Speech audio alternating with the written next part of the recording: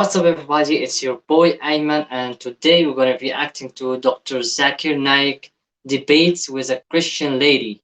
So, again, we are reacting to Dr. Zakir Naik. I'm very fascinated by his logic and his knowledge. So, I think we're going to be reacting a little bit more about Dr. Zakir Naik. So, let's start.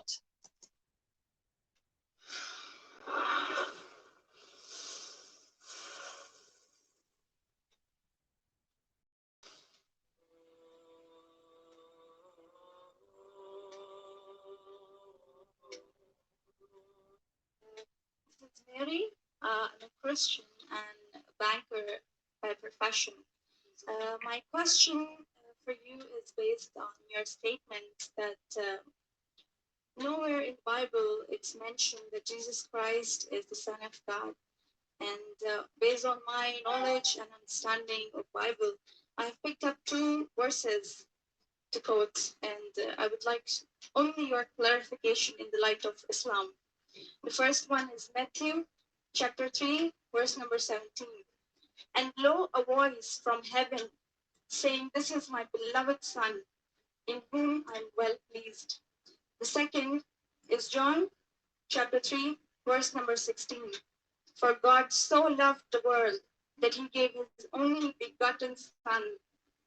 So whosoever shall believe in him shall not die but have everlasting life. That's right.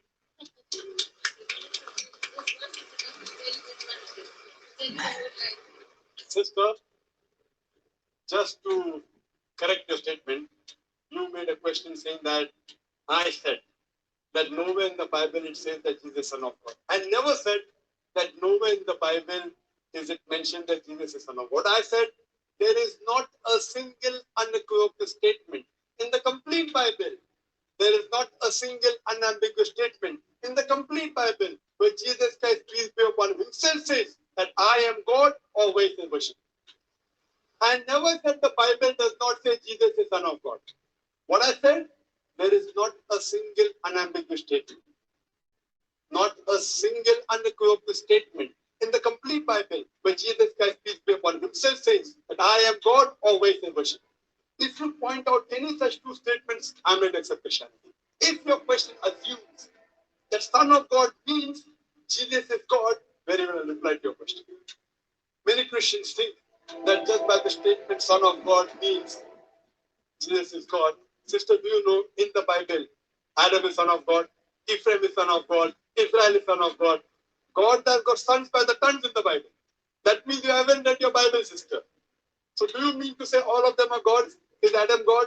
Is Ephraim God? Is Israel God? No. How can the Son of God means a God? If you read Romans chapter 8, verse number 14, all those that are led by the Spirit of God, they are sons of God. If you follow the commandment of God, if I follow the commandment of God, I am a son of God. In this way, undoubtedly, Jesus Christ, peace be upon him, verily is the most beloved Son of God. Meaning, he is following the commandment of God. I have got no problem with that. Okay. If you say Son of God means person who follows the commandments of God, like it's mentioned in Romans, all those who are led by the Spirit of God, they are sons of God. If I follow the commandment of God, you follow the commandment of God, we are all children of God. Very innocent statement, no problem. So as far as your Matthew is concerned, 3:17 I have clarified. Now coming to your second quotation of Gospel of John chapter 3 verse number 16. But what the Christian missionaries say? No, Brother Zakir. Jesus Christ, peace be upon him, is not a normal son. He is the begotten Son of God. And they quote Gospel of John, chapter number 3, verse number 16. For God so loved the world that he gave his only begotten Son. Whosoever believeth in him shall not die, but have everlasting life. Sister, simple question. What is the meaning of the word begotten? He's given. No, what is the meaning of begotten? He's given his Son to the people. No, sister. Begotten doesn't mean given his son. You know English, I know English. Your English is mashallah very good. Begotten doesn't mean he's given his son. If I say you have begotten a son. Sorry to interrupt. Don't give metaphorical meaning. English is scholar. I am. You're not a scholar, but your English is very good. I'm a layman person. And sister, if I say you have begotten a son, what does it mean? That means you have had sexual relationship with your husband and you begot a son. Begetting is a function of lower animals of sex. How can I attribute this function to Almighty God? Who did God have sex with? Who? That's the reason the scholars of Christianity, if you read the Revised Standard Edition, Revised Standard Version of the Bible, revised by 32 scholars, Christian scholars of the highest eminence, backed by 50 different corporate denominations, they say this word begotten in Gospel of John, chapter number 3, verse number 16, is an interpolation, is a fabrication, is a concoction, and they're thrown out of the Bible. So if you read the Bible, if you read the Revised Standard Version, it is the bestseller in the world. Revised Standard Version, revised by not Muslims, not Hindus, 32 Christian scholars of the highest eminence, backed by 50 different corporate denominations. They say this word begotten is not present in the original manuscript of Gospel of John, chapter 3, verse 16. What they say, it's an interpolation, it's a fabrication, it's a concoction, it's an adulteration. So Jesus is just like a son, like Adam, a son of God, Ephraim, a son of God, Israel, a son of God. He's a prophet of God. So I've got no problem in accepting that verily Jesus Christ, peace be upon him, was a prophet and a messenger of God, but he was not God. Hope that answers the question, sister. First of all, let's clarify something that begotten, like we have this mentality, we have this logic. In order for another human being comes to this earth, he must have a father and a mother who has sexual relationship, and they had a son. That's our mentality, that's our logic. But this is doesn't uh, apply to our God. This is our logic that God gave us. God gave us this logic, and we think by our logic which God gave us. So I can say that God had sex with a woman and he gave a son. That's our human mentality. In order for another human to come to this earth, he must have a father and a mother who has sex, and they gave birth to a child. But this concept doesn't apply to God. Our God doesn't have this concept. We have this mentality that we need something to understand, and this something can be applied to us. But our God doesn't have this logic. Our God gave us this logic, but our God is beyond this. We need to think out the box, think bigger. So now, sister, thank you very much, Dr. sister, can we reverse the role now? Yes. I said I was going to accept Christianity if you prove Jesus was God. Would you accept Islam now? Would you agree that Jesus is the prophet of God? I have still a few more things to clarify. You're most welcome, sister. Why do Muslims refrain from the statement Son of God? Why? Yes. If I answer the question, will you accept Islam? It's not a compulsion. I think we have a huge population of Muslims in the world. We yes. need believers. We do not need only Muslims by name. Yes, so we want Muslim by deed. So we want to become Muslim by deed, not by name. Sister, we're coming to your question that why do Muslims refrain from using Son of God as a phrase? Very good question.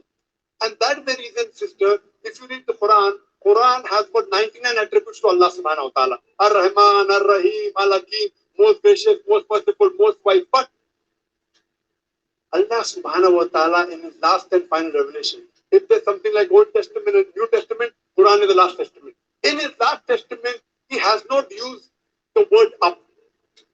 In Arabic, ab means father. Why? He has used the more difficult word up. Rab is more difficult to pronounce than up, which means the Lord, the cherisher, the sustainer. He has used Rab as attribute, but not up. Why? Because in the previous revelations which were changed, Bible is the changed form of the Injil. People have misunderstood the meaning of Son of God. They started thinking to be begotten Son. For example, if I tell, young son, beta tune acha sawal pucha. Son, he have asked a very good question. If a son asked a question of the age of 10, son, he asked a very good question. But if I say, you begotten son, he have asked a very good question, he may punch me.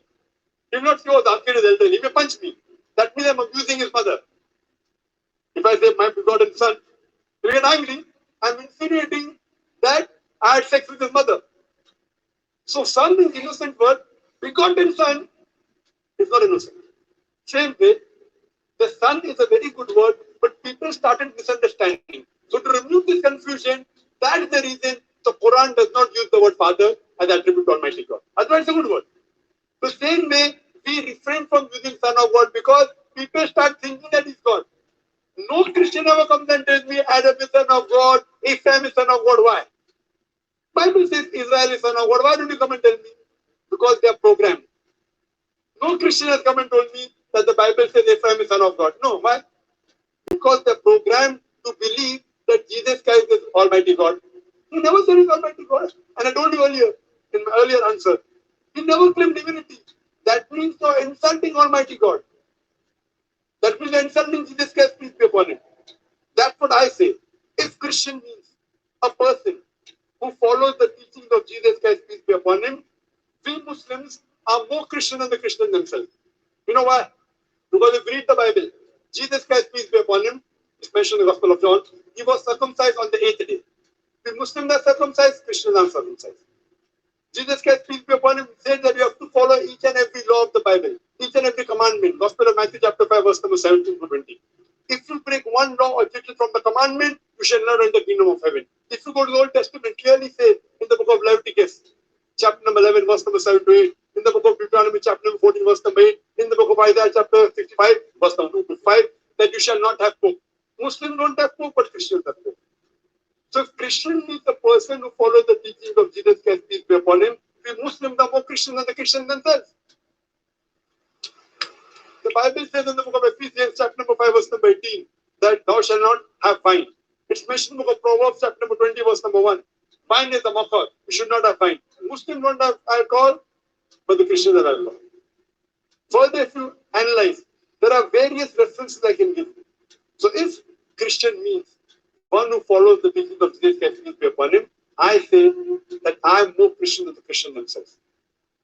If you become a Muslim, you are a more better practicing Christian than the so-called namesake Christian. Yes, sister. Can I ask something? Sure, yeah. You're most welcome, sister.